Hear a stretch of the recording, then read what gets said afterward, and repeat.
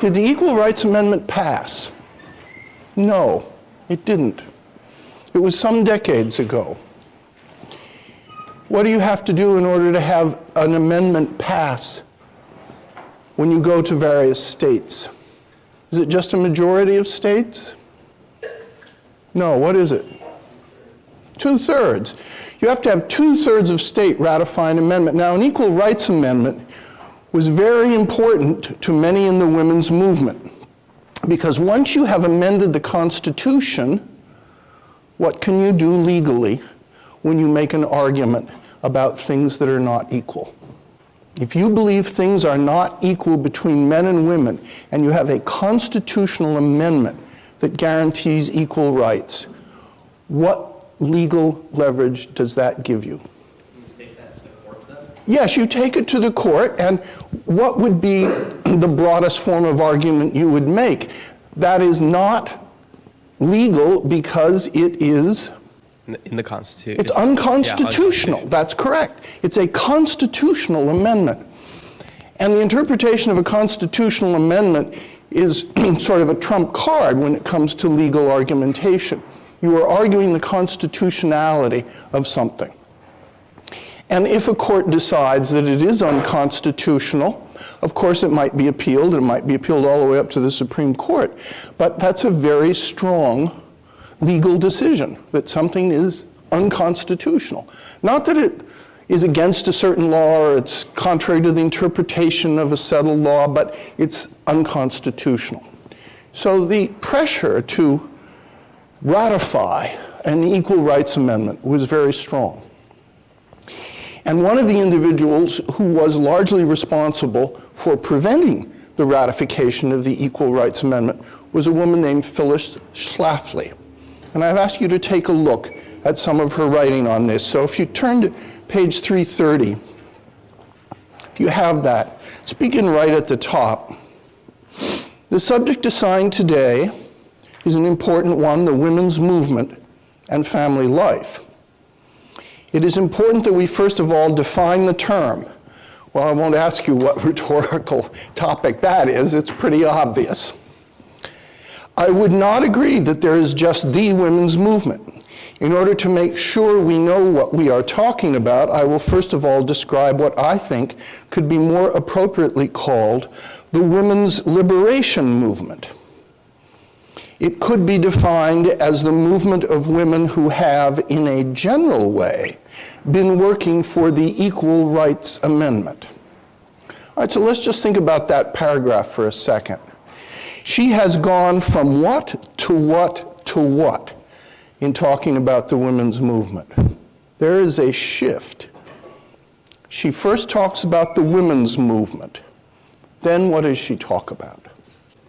The women's liberation movement? Yes, she inserts the word liberation. It's a very interesting insertion. Mm-hmm. Is the women's liberation movement and the women's movement absolutely identical? That's a tough question. Some people might say yes, some people might say no. But what has she done? She has elided the two. So now we're not talking about the women's movement. Now we're talking about the women's liberation movement. And how does she define the women's liberation movement? What is, according to her, the leading characteristic of the women's liberation movement? Yes. Yes, women who've been working for the Equal Rights Amendment. That's exactly what she's done. She's gone from the women's movement to the women's liberation movement to women who want the Equal Rights Amendment. In other words, essentially saying that the women's movement is all about the Equal Rights Amendment. What is the effect of having done that? I'm not asking you to agree with this rhetorical strategy, which is what it is. It's a strategy of definition to narrow something to one characteristic.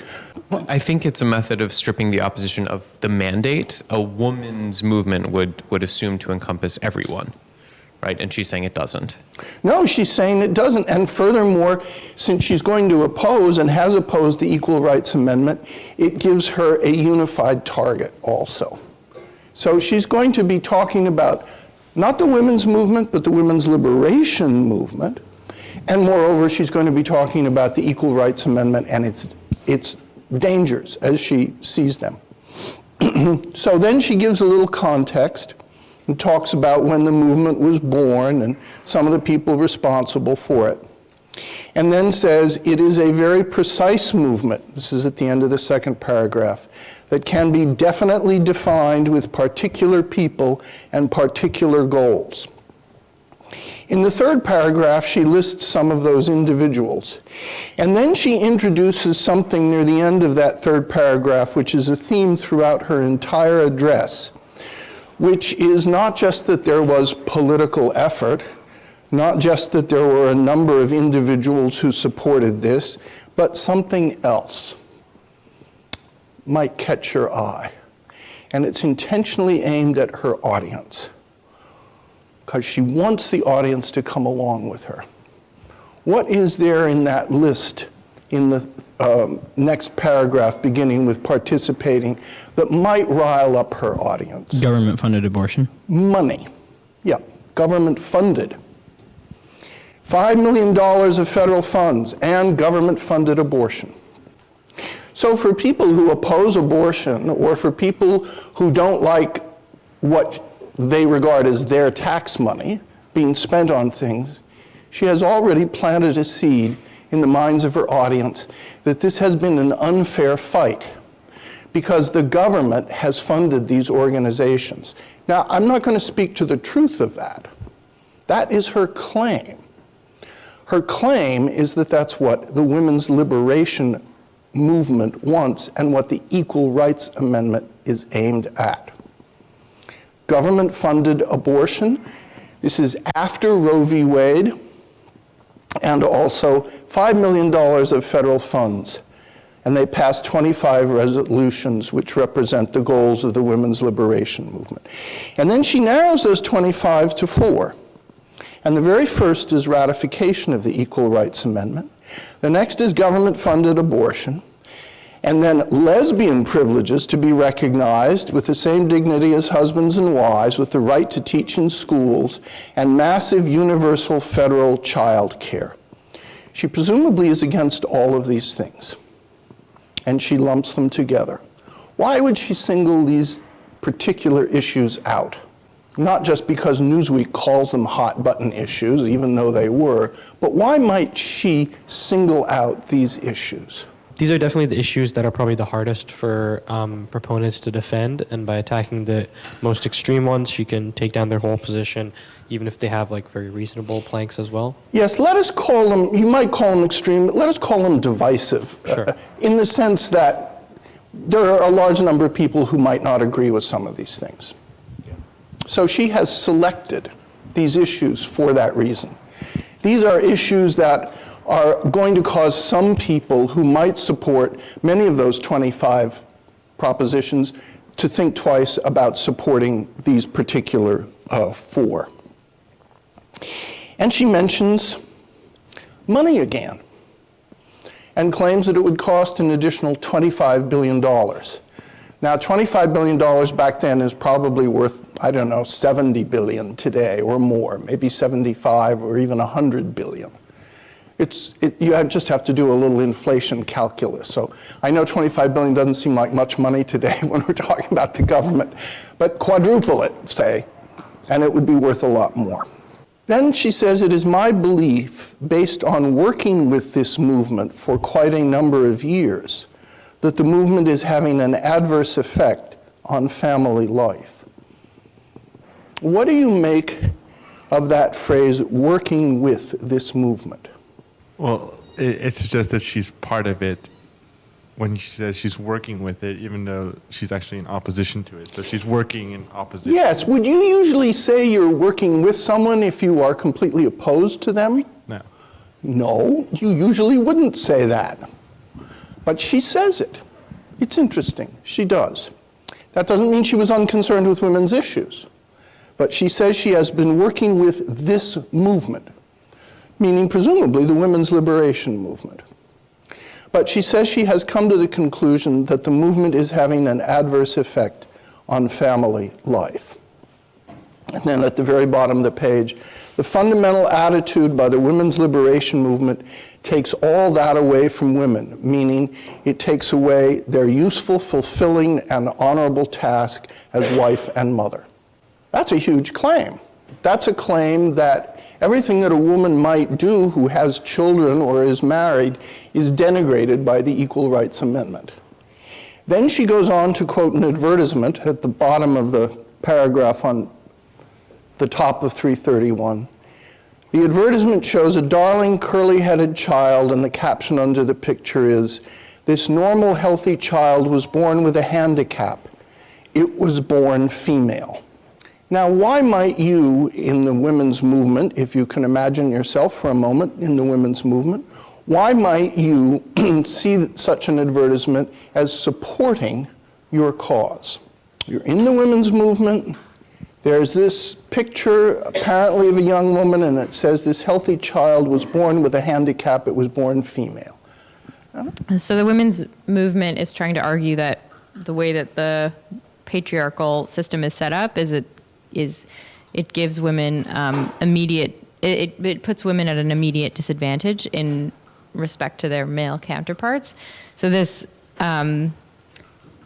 this ad kind of highlights the fact that it's not something that women do that put them in these sorts of scenarios. It's just they're born into it, and they have no control over the kind of over the patriarchal system in which they're born into.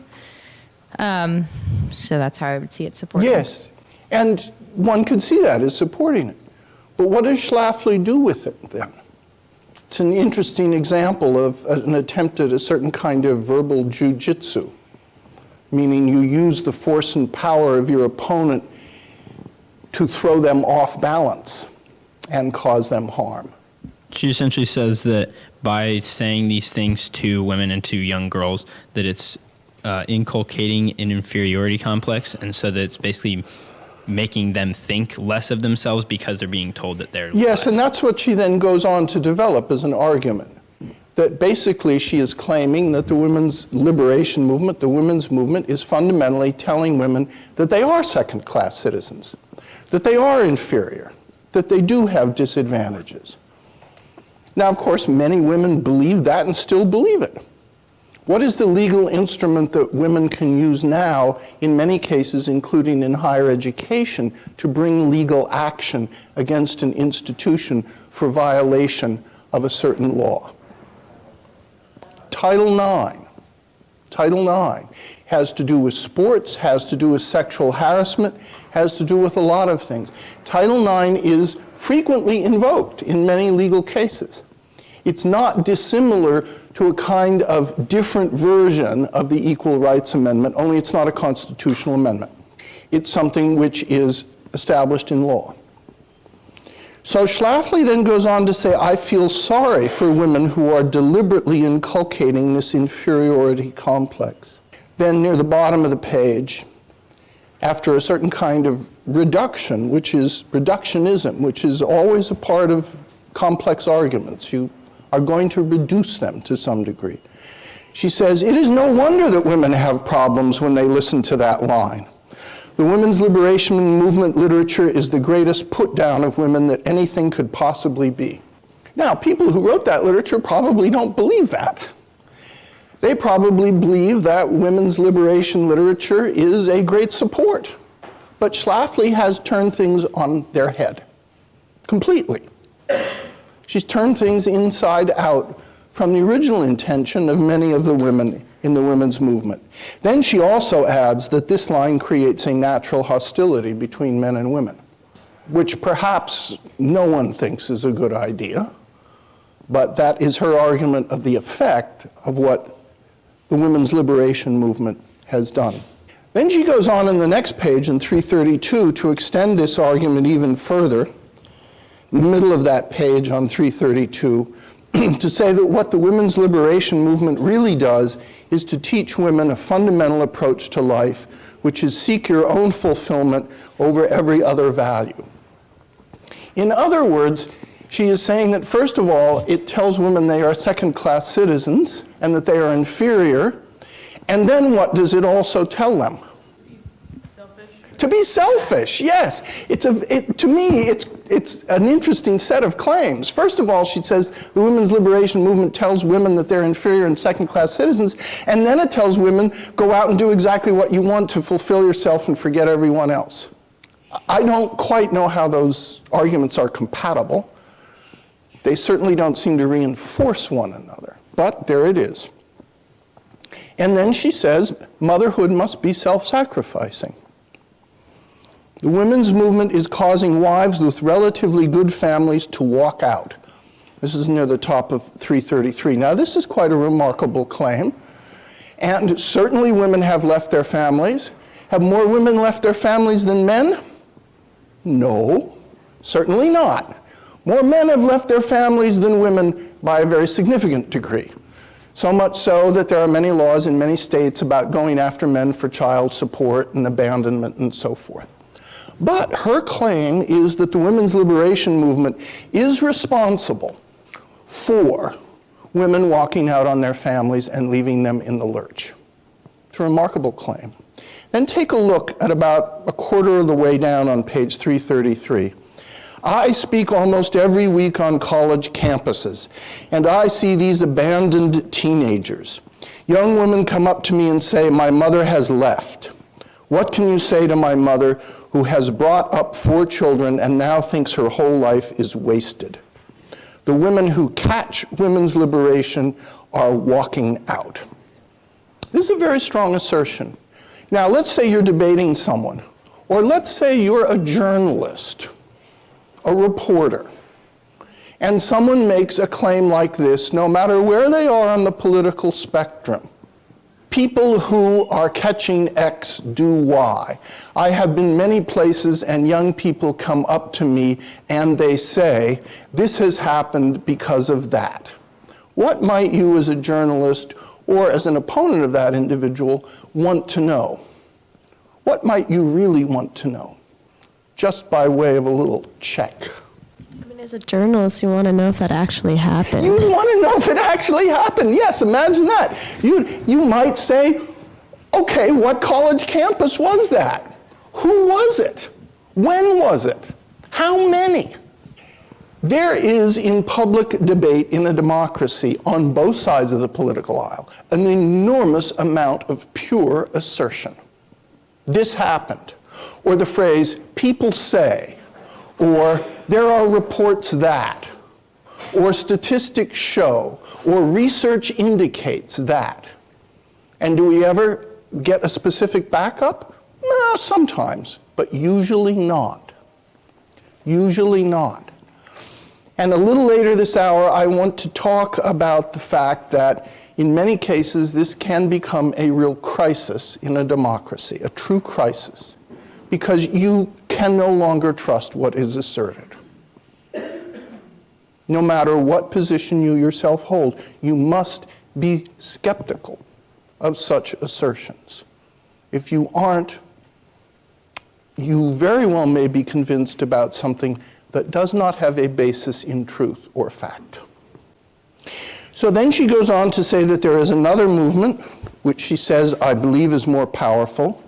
And this is at the bottom of 333. It is the positive women's movement. Because the positive women's movement wants to protect ourselves against the takeaway of the legal rights of the homemaker that was embodied in the Equal Rights Amendment.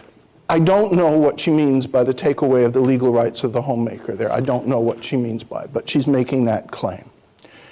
So she goes on and talks a little bit more about the positive women's movement. The Equal Rights Amendment did not pass. It came fairly close. It did not succeed. If there were a small group of people responsible for its defeat, Phillis Шлафли was certainly one of them. So this kind of rhetoric, this kind of speech, was quite effective. What are some of the emotional elements that she brings to bear in this speech? We look just a little at her logos. What about her pathos? There's definitely a lot of evocation of fear.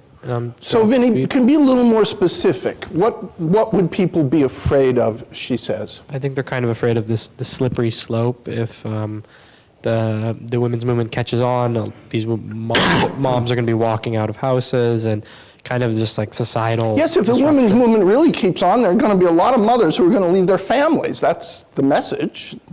Because that, she says, has already happened. What else?